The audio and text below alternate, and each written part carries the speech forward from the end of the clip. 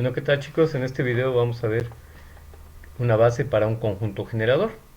Supongamos que B es un espacio vectorial y ese es un subconjunto de B dado por esta colección de vectores en ese espacio vectorial. Entonces sabemos ya que el conjunto generador que hemos denotado como esto o bien como el gen S es el conjunto de todas las combinaciones lineales de estos vectores donde los escalares he denotado como alfas y. Esto, el generado, forma un subespacio vectorial de B. Pero ahora la pregunta es, ¿cómo determinar una base para ese generador?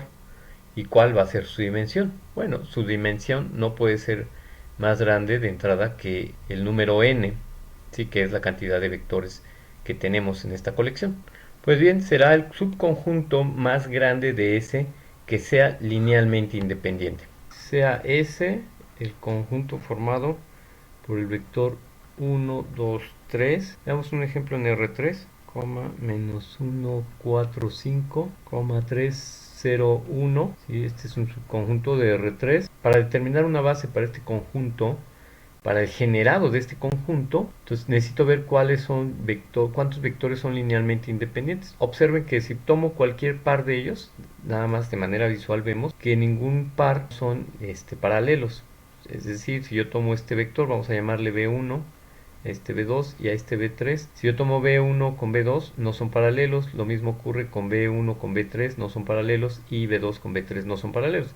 Entonces, al menos tenemos que dos que son linealmente independientes. La pregunta es, ¿los tres serán linealmente independientes? Si nada más nos preguntan si son linealmente independientes, pues bastaría nada más con formar un determinante, calcular el determinante formado por estos tres vectores. Ya que son tres vectores en R3, podemos calcular el determinante, pero eso no nos sirve para calcular una base. Entonces, ¿qué tendríamos que hacer?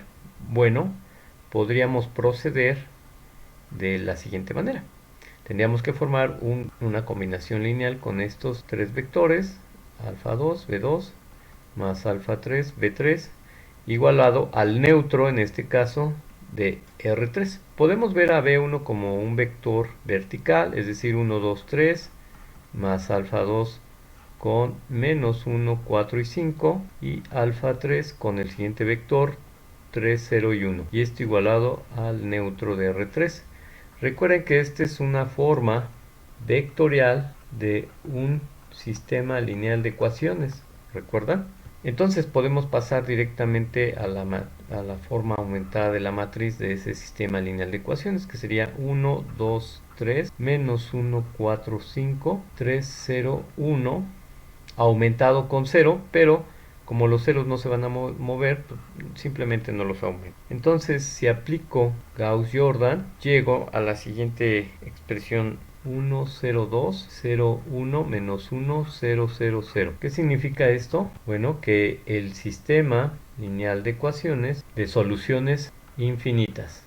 Es decir, que aparte de la solución trivial, es decir, cuando alfa 1, alfa 2 y alfa 3 valen 0, hay más soluciones. Quiere decir que son linealmente dependientes. En este caso, podríamos tomar cualquier par y esa sería nuestra base para ese conjunto generador de S. O bien, aquí tenemos una variable principal y aquí tenemos otra variable principal. La variable B3 que está aquí es una variable libre. Por lo tanto, podría tomar yo este vector y este vector como principal, ¿sí? Los que van a formar mi base, precisamente B1 y B2. No importa cuál tome yo. Entonces, podemos hacer que beta vamos a denotar como base. Vamos a suponer que es el vector 1, 2, 3 y el menos 1, 4, 5. Y como son dos vectores, la dimensión entonces del generado por S tiene que ser 2.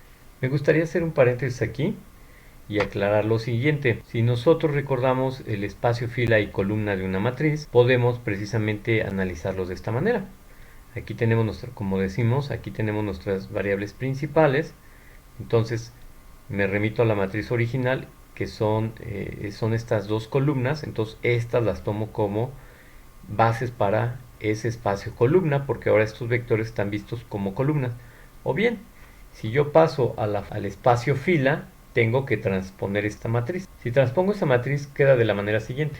Queda 1, 2, 3, menos 1, 4, 5, 3, 0, 1.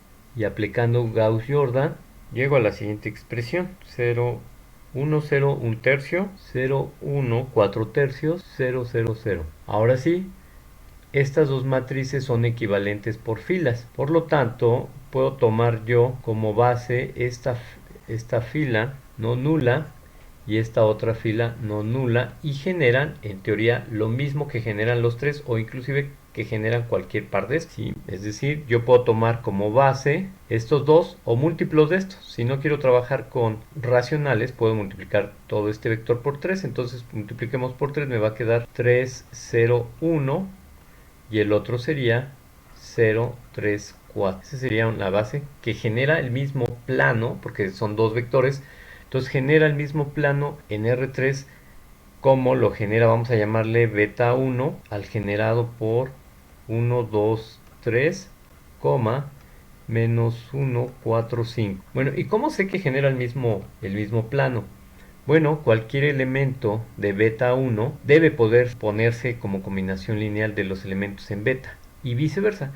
Cualquier vector en beta puede poder escribirse como combinación lineal de los elementos en beta 1. Lo que quiere decir que existen cuatro escalares reales, tales que cualquier elemento de la base beta se puede escribir como una combinación lineal de los elementos en la base beta 2. Por ejemplo, el elemento 301 se debe escribir como combinación lineal de estos elementos, es decir, alfa 1 que multiplica el vector 1, 2, 3 más alfa 2 que multiplica al menos 1, 4, 5. Y lo mismo ocurre con el otro vector en beta, que sería el 0, 3, 4. Tiene que escribir como una combinación lineal de estos mismos. Si se dan cuenta, tengo un sistema y otro sistema, donde la parte izquierda de ambos sistemas son lo mismo. Por lo que puedo hacer esto en una misma matriz aumentada. ¿De qué manera? Bueno, de esto. Pongo 1, 2, 3, menos 1, 4, 5, aumentado con 3, 0, 1, pero también de una vez aumento con 0, 3, 4. Por lo tanto, aplicando Gauss-Jordan, llego a la siguiente expresión, que significa que ambos sistemas lineales de ecuaciones son consistentes, porque no hay algo indeterminado aquí, ¿verdad?, de solución única. Entonces confirmamos que efectivamente cualquier elemento de aquí se puede poner en combinación lineal de elementos en beta 1, y pueden ustedes realizar lo contrario, es decir, ver que efectivamente cualquier elemento en beta 1 se pone como combinación lineal de los elementos en beta.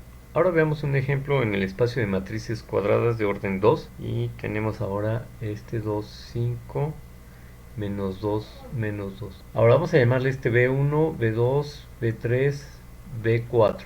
¿Sí? Entonces tengo cuatro vectores ahora en el espacio de matrices 2 por 2 con entradas reales. ¿Cómo proceder precisamente para ver qué dimensión genera y cómo obtengo una base para ese generado? Bueno, tengo que hacer una combinación lineal de estos elementos: B1 más alfa B2, alfa 2 B2 más alfa 3 B3 más alfa 4 B4, y esto igualado al neutro de las matrices de orden 2. Si hago esta combinación lineal, obtengo la siguiente matriz. Entonces me quedaría alfa 1 más 2 alfa 4 en la primera entrada. En la segunda entrada sería 2 alfa 1 más alfa 2 más 5 alfa 4. En la entrada 2, 1 sería menos alfa 2 menos alfa 3 menos 2 alfa 4.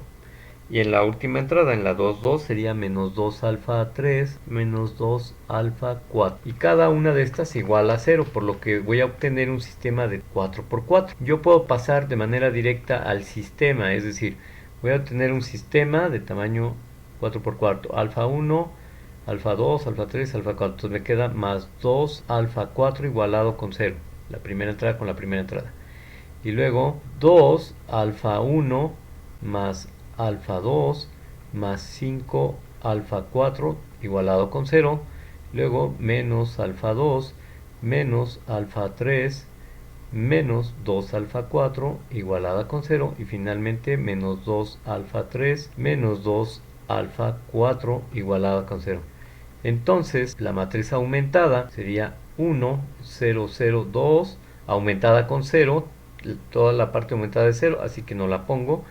Luego sería 2, 1, 0, 5, luego 0, menos 1, menos 1, menos 2, finalmente 0, 0, menos 2, menos 2. Observen que yo puedo pasar de manera directa a partir de la colección de matrices al sistema. ¿Cómo hago eso? A partir del sistema paso de manera directa a esta expresión, a esta matriz. Bueno, observen que puedo tomar la entrada 1, la pongo aquí, ¿verdad? Hago una combinación lineal en mi mente. Entonces la primera entrada vale 1, la primera entrada del vector 1 vale 1, la primera entrada del vector 2 vale 0, la primera entrada del vector 3 vale 0, la primera entrada del vector 4 vale 2. Luego me voy con la segunda entrada del vector 1 que vale 2, segunda entrada del vector 2 que vale 1, segunda entrada del vector 3 vale 0, segunda entrada del vector 4 vale 5 y así con cada una obtengo de manera directa esto. Aplicando Gauss-Jordan llego a lo siguiente: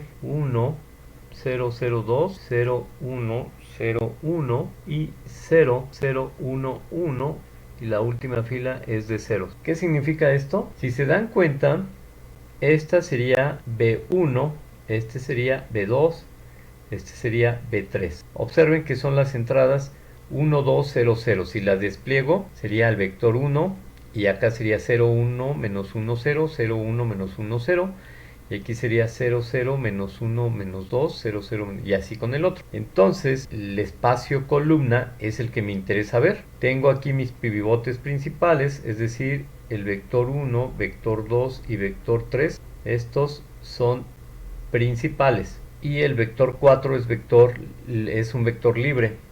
Quiere decir que el vector libre es combinación lineal de los otros. Por lo tanto, yo puedo tomar B1, B2 y B3 como base. Entonces, mi base va a ser 1, 2, 0, 0, 0, 1, menos 1, 0, 0, 0, menos 1, menos 2. Y entonces la dimensión del generado, en este caso, de este S, es 3. Desde luego, también puedo proceder al revés. Si yo transpongo la matriz, puedo ver la matriz equivalente por filas y tomar simplemente las filas no nulas.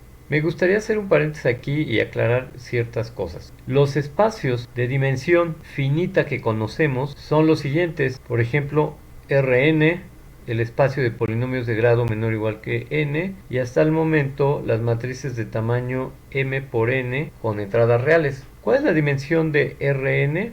Bueno, la dimensión de Rn es n. La dimensión, en este caso de los polinomios de grado menor o igual que n, es n más 1. Y la dimensión de las matrices de tamaño m por n, su dimensión, en este caso, es m por n. Observen que pueden coincidir estos numeritos, son números naturales al fin de cuentas.